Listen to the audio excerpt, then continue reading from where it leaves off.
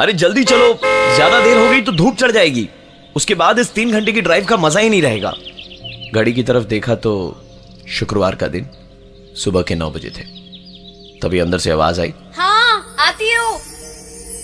भाविन और हेतल सूरत में रहते थे, जहां से दमन कुछ 2.5 घंटे की दूरी पर था। दोनों की शादी को कई साल हो गए थे और हेतल के कई बार कहने के बाद ये 3 दिन का एक छोटा सा हॉलिडे प्लान हुआ। हल्की हल्की बारिश उनके इस खूबसूरत से लॉन्ग ड्राइव को और भी अच्छा बना रही थी। बारिश के कारण गाड़ी धीमे ही चल रही थी, पर शुक्र इस बात का था कि अब धूप की कोई टेंशन नहीं थी। करीबन दोपहर के 12 बजे दोनों बीच के पास एक होटल में पहुंचे। होटल में चेक इन करने से पहले बाहर एक बोर्ड देखा था, जो पुराना होने की वजह से जगह जगह से उखड़ा हुआ था। उधर लिखा था, दोपहर के समय बीच पर ना जाएं। हेतल को समंदर का किनारा बहुत पसंद था, इसलिए वो जब मौका मिलता भाविन से दमन ले चलने की ही रिक्वेस्ट करती। काफी साल बाद जाकर हेतल की ये बात भाविन ने आखिरकार रख ली और उसे घुमाने ले आया दमन। हेतल ने दोपहर के समय ही भाविन से बीच पर चलने की जिद करी और उसकी इस जिद के सामने भाविन की एक न चली। बीच पर पहुंचे तो ऐसा बीच देखकर खुश हो या हैरान, दोनों को समझ नहीं आ रहा था। इंसान तो दूर दूर दूर तक कोई जानवर भी उन्हें नजर नहीं आ रहा था बीच पर। दोनों को दूर से इस सुनसान से बीच पर एक आदमी हाथ में कैमरा लिए उनकी ओर आता हुआ दिखाई दिया। ये उन कैमरामैन में से एक है जो अक्सर आपको बीच पर दिखाई देते हैं। दोनों ने उससे अपनी बहुत सारी फोटोज खिंचवाई और कहा कि उन्हें इन फोटोग्राफ्स के प्रिंट नहीं चाहिए, वो उसकी मेमोरी कार्ड से फोटो लैपटॉप में कॉपी कर लेंगे, तो वो उनकी होटल आकर उन्हें मेमोरी कार्ड दे दे।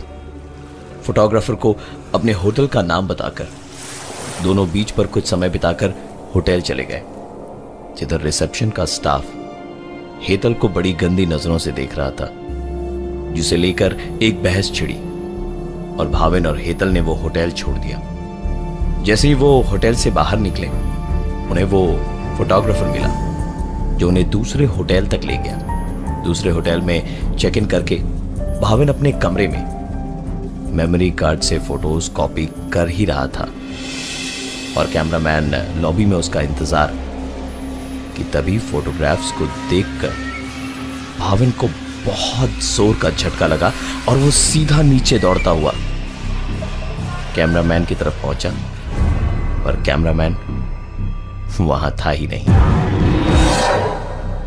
फोटोज उन्होंने बीच पर खिंचवाए थे, पर मेमोरी कार्ड में फोटोज उनके घर से लेकर अभी तक की सारी थी। इसका मतलब ये कैमरामैन बहुत टाइम से उनका पीछा कर रहा था, मगर क्यों ये किसी को मालूम नहीं था।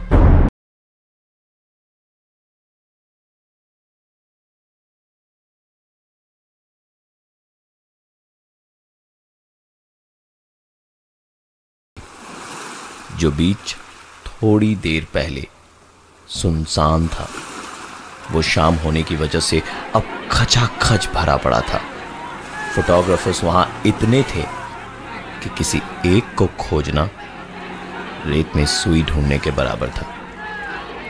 काफी देर तक खोजबीन के बाद भी जब पुलिस के हाथ कुछ नहीं लगा, तो उन्होंने दोबारा उस कैमरामैन का हुलिया कंफर्म किया और कुछ पता लगने पर भाविन को बताएंगे ऐसा कहकर चले गए।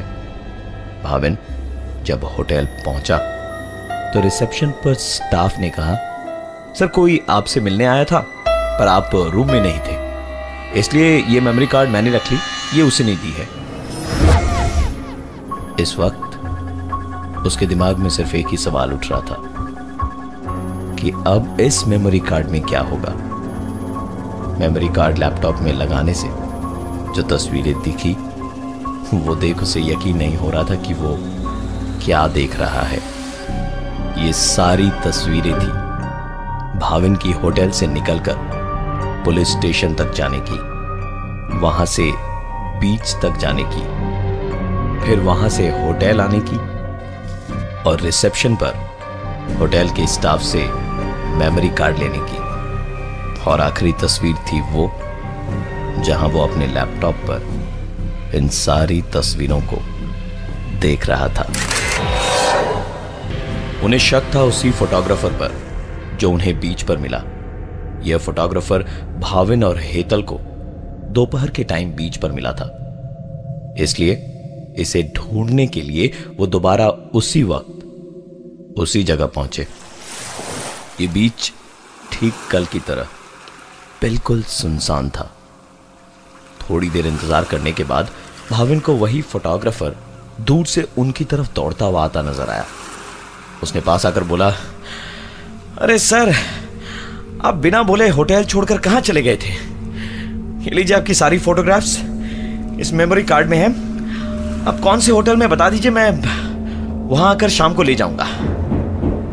भाविन ने उसकी एक बात नहीं सुनी और सीधे पुलिस को फोन लगा दिया। वो भाग न पाए इसलिए भाविन उसे छोड़ ही नहीं रहा था और उसे जकड़ के रखा था। मानी मन भाविन को इतना सुकून था कि कम से कम अब वो परेशान नहीं होगा और उसे पता चलेगा कि आखिर ये कर क्यों रहा था ऐसे। थोड़ी देर में पुलिस वहां आई और उसे गिरफ्तार करके ले गई। जाते जाते भाविन से कहा कि आप आराम से होटल जाइए, हम पूछताछ करके आपको बताते हैं। भाविन जैसे ही होटल पहुंचा, रिसेप्शन पर एक मेमोरी कार्ड उसका इंतजार कर रहा था। कैमरामैन को तो पुलिस ने पकड़ लिया, फिर ये मेमोरी कार्ड कौन दे गया होगा? कई सारे सवाल उमड़ रहे थे इस वक्त भाविन के दिमाग में। उसने तुरंत वो मेमोरी कार्ड लिया और दौड़ते हुए अपने कमरे में जाकर लैपटॉप में मेमोरी कार्ड लगाया तो एसी की ठंड में भी भाविन को घुटन होने लगी। मेमोरी कार्ड में 2 फोल्डर थे, एक टुडे और एक एक्स्ट्रा के नाम से।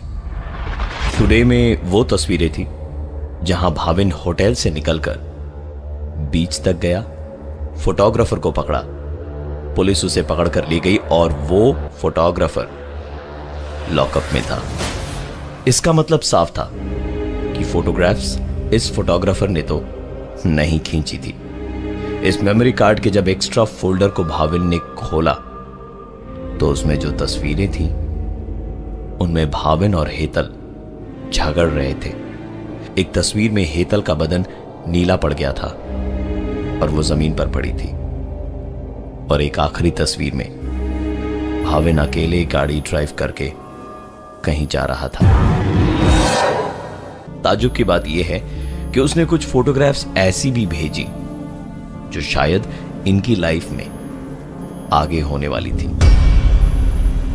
कैमरामैन के दिए मेमोरी कार्ड के एक्स्ट्रा नाम के एक फोल्डर में कुछ तस्वीरें थी जहां हेतल का बदन नीला पड़ गया था और वो जमीन पर पड़ी थी, और एक आखिरी तस्वीर में भाविन अकेले ही घर जा रहा था। भाविन इन तस्वीरों के बारे में सोच ही रहा था कि हेतल ने उसके सामने वो तस्वीरें उसके हाथ में रखी जिनमें वो अपनी गर्लफ्रेंड के साथ में था। भाविन का सच उसके सामने था और अब उसने बोलना शुरू किया। अच्छा हुआ तुम्हें पता चल गया, क्योंकि यहां मैं वैसे भी इसलिए ही तुम्हें लाया था कि तुम्हें यह सब बता सकूं। मैं अब और तुम्हारे साथ नहीं रह सकता और मुझे तुमसे डिवोर्स चाहिए। भाविन के मुंह से सच्चाई सुन हेतल टूट पड़ी और रोते रोते भाविन की आंखों के सामने ही बाथरूम में चली गई। भाविन दरवाजा खटखटाते खटखटाते परेशान हो गया, पर हेतल ने दरवाजा नहीं खोला और अंदर से बस रोने रोने और रोने की आवाजें आ रही थी। तंग आकर भाविन चिल्लाया, मरो यहीं पे, जा रहा हूं मैं, देखता हूं कैसे आओगी शहर अकेले। कमरे का दरवाजा जोर से बंद करते हुए भाविन अपना सामान लेकर अकेले ही निकल पड़ा। आधे रास्ते जाने के बाद उसे ध्यान आया कि एक तस्वीर तो ऐसी भी थी जहां वो इसी तरह अकेले गाड़ी चलाते हुए लौट रहा था।